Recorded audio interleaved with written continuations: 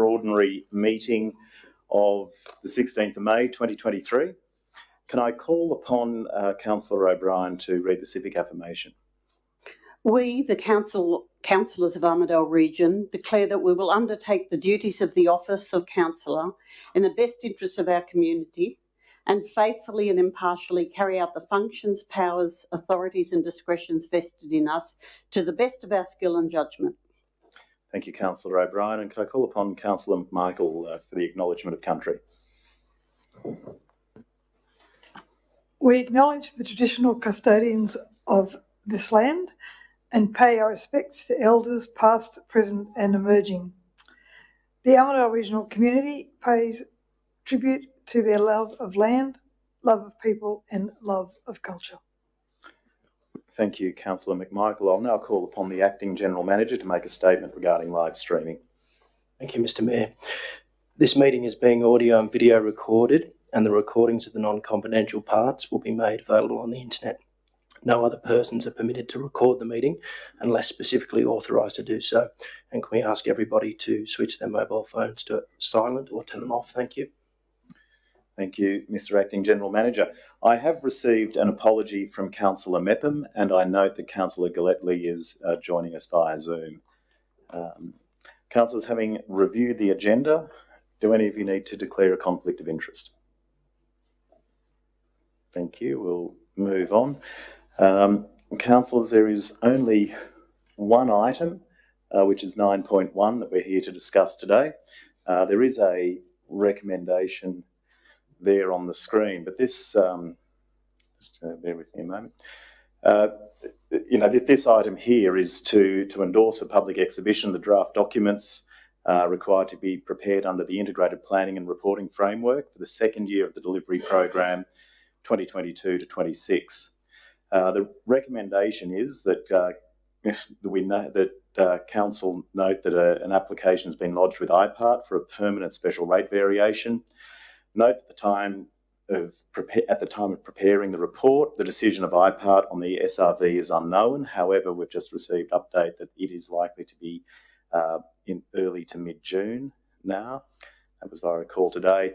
And note that the decision of IPART is unknown, therefore we have had to, we're being asked to accept two budgets, one based on the SRV and one that excludes the proposed SRV and just the rate peg. So a rate peg of 3.7% for next financial year and then 2.5% for the subsequent 2 years.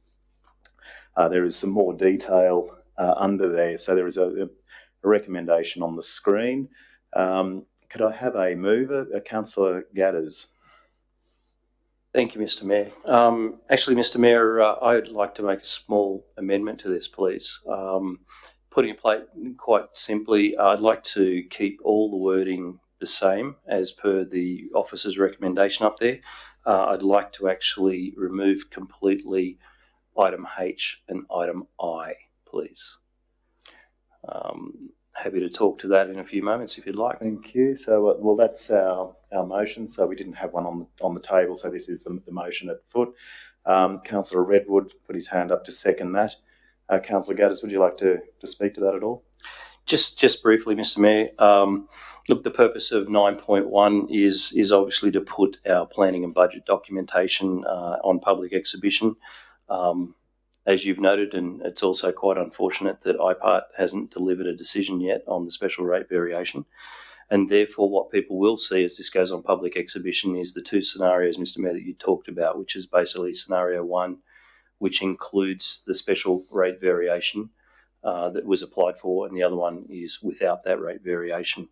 I also note that this motion quite clearly stipulates should IPART come back with a decision somewhere in between those scenarios, that there is a set of next steps that we will all have the opportunity to partake on and come to the conclusion about how we best solve any of that SRV that we've been given.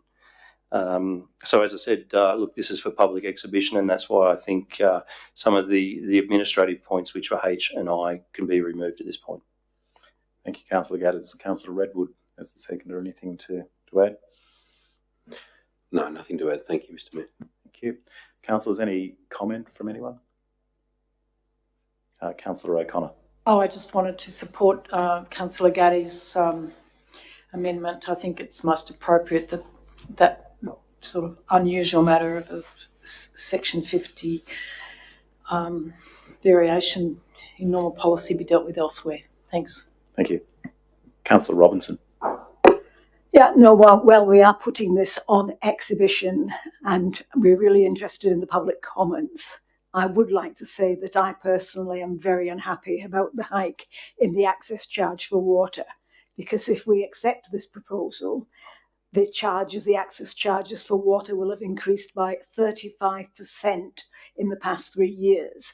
And despite having been led to believe that best practice water pricing means that the access charge should represent no more than 25% of the total bill.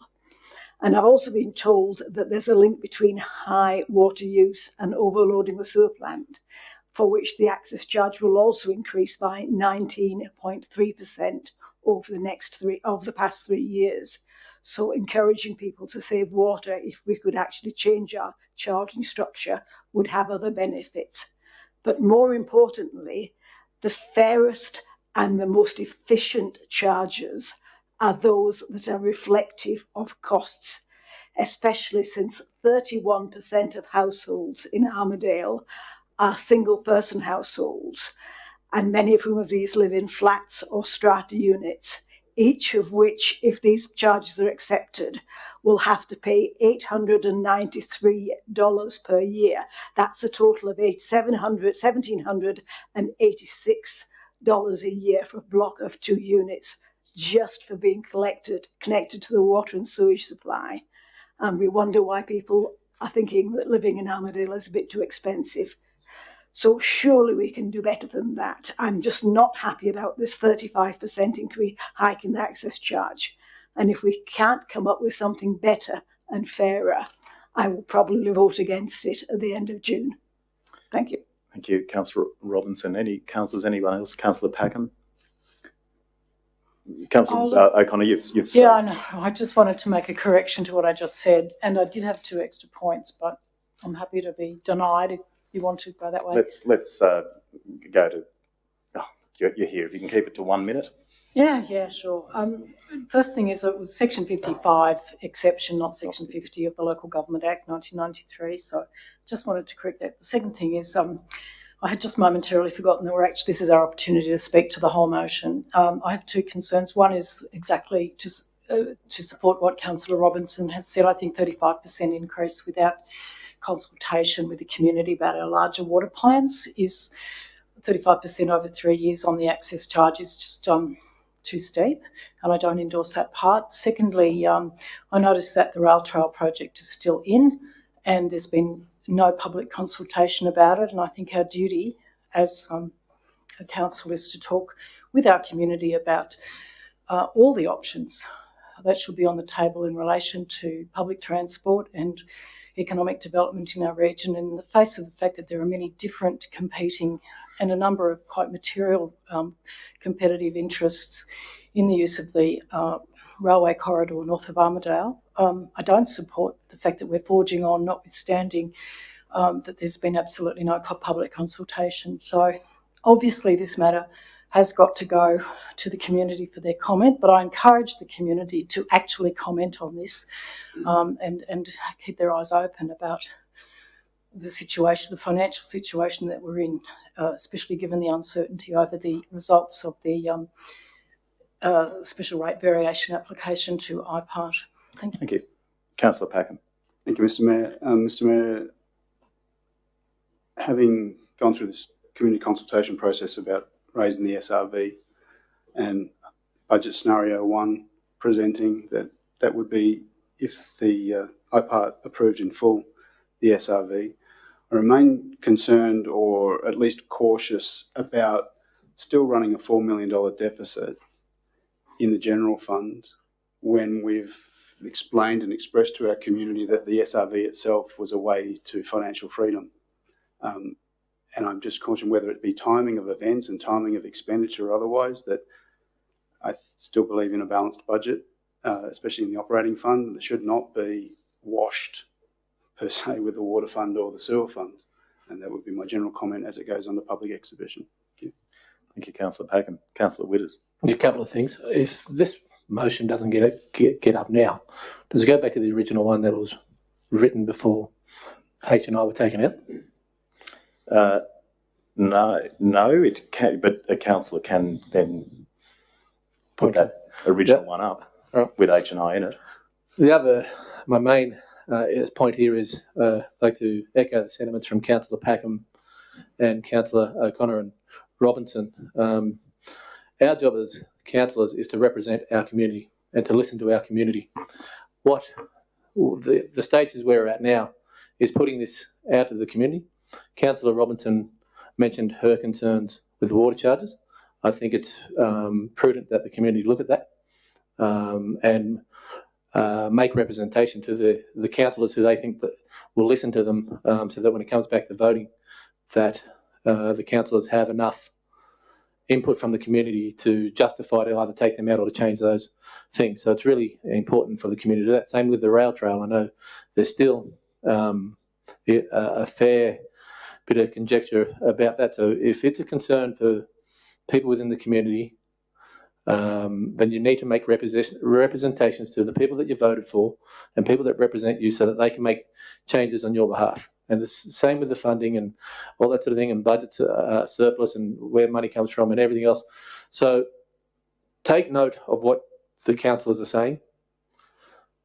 Have a look. I really like the fact that you've got an SRV and a non-SRV, so people can see the difference in this and really understand what that difference is, and there's no ambiguity and there's no room, I would say there's no room for people to start salacious rumours or anything else like that. It's upfront and transparent in regards to that. So if you are excited by politics as what I am and like to read council papers, make sure you do so and really make representations over the next 28 days to the councillors. That's what we're here for. We're here to represent you, not here to represent ourselves or our self-interest. We're here for the community. So I really implore the community to get involved and have a look at this. Thank you, Councillor Witters. Councillor McMichael.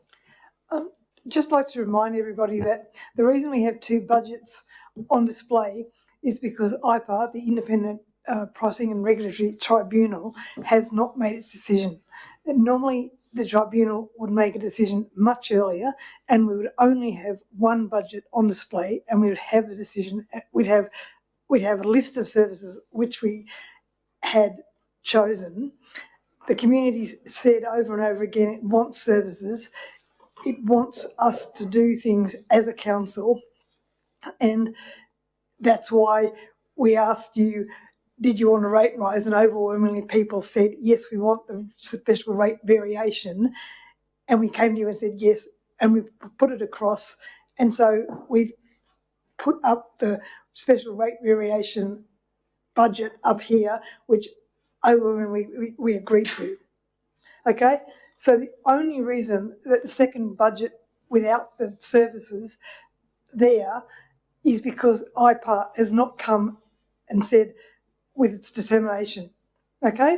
However, take a look at the services which would not be available to us without it, okay? It's quite clear what we can't do. Look at them and say,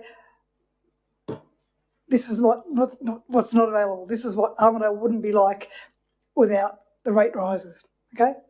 Thanks. Thank you, Councillor McMichael.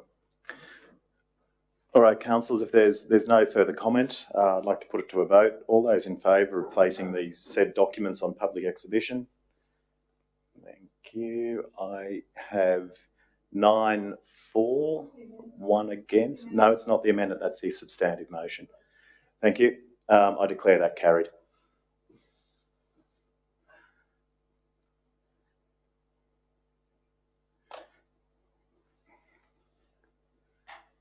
Thank you, councillors. There being no further business, I declare the meeting closed at 4:14 p.m. Thank you very much.